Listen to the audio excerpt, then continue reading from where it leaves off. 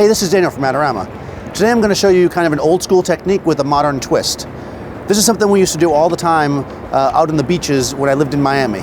Basically, we would load tungsten balanced film into our cameras and shoot out in the daylight. And what that does is it makes all the light really, really blue. So it's a cool look, of course, but what we want on our subject is we want proper color. So we gel our flash with the CTO, color temperature orange gel. That's going to create neutral colored light on our subject and really, really blue everywhere else.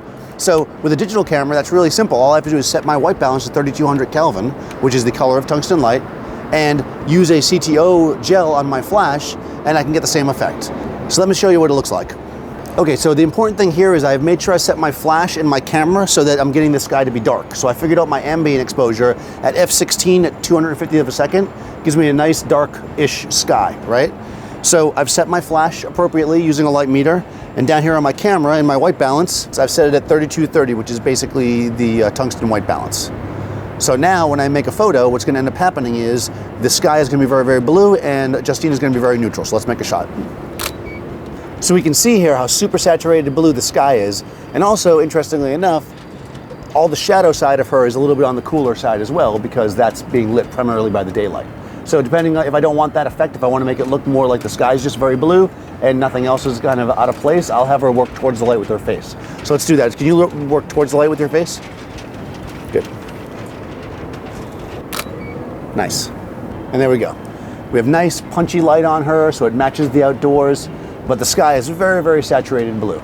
It's really, really interesting and a fun effect. So let's just shoot a few of these.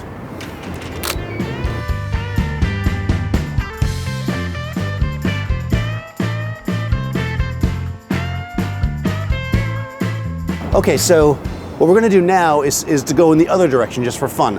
I'm going to have Dave put a color temperature blue gel onto the flash instead of the color temperature orange, and we're going to set our white balance way up to 10,000 Kelvin.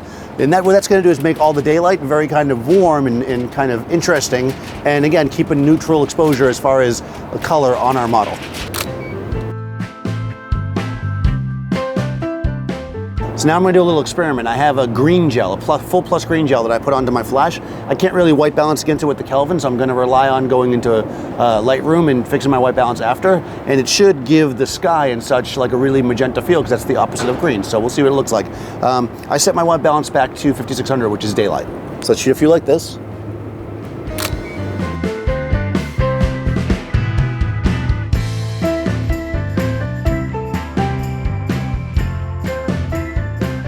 So using gels and white balance together can create some really interesting effects. Be sure to subscribe to our YouTube channel, and I'll see you next time on set.